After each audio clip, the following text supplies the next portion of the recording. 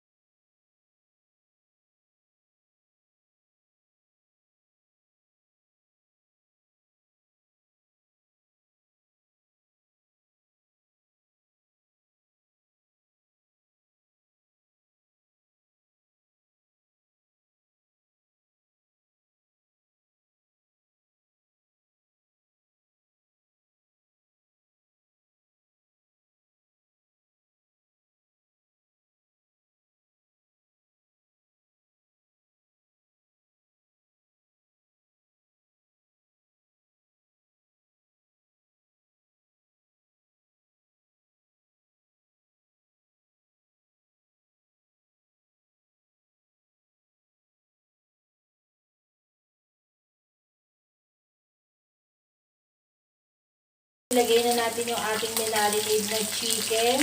Minarinade natin sa breading mix, pepper, and salt. Yan, ilagay na natin ng konting tubig para hindi siya concentrated. So, ayan. Pinipirito na natin para may katerno yung ating spaghetti. So, ayan, lutuin muna natin siya. Ayan, after ko siya i-fry, sinasalang ko pa siya sa air fryer para mabawasan pa yung oil na sinipsip ng ating fried chicken. So, crispy rin naman siya. Ayan. So, malapit nang matapos yung ating timer. Ayan, konting-konti na lang. Ayan, tapos na. Tignan nyo yung chicken. Para pa rin siyang pina-fry sa loob. Ayan. Crunchy na yan. Ayan. Diba yung iba, nagsi-second fry para maging crunchy. Ito, second fry ko is sa air fryer. First fry sa kawali and oil. Susunod ko, i-air fry ko naman siya. So, ayan, i-drain na natin yung oil na kinuha niya sa ating pan. Ayan. Natin siya ulit sa strainer.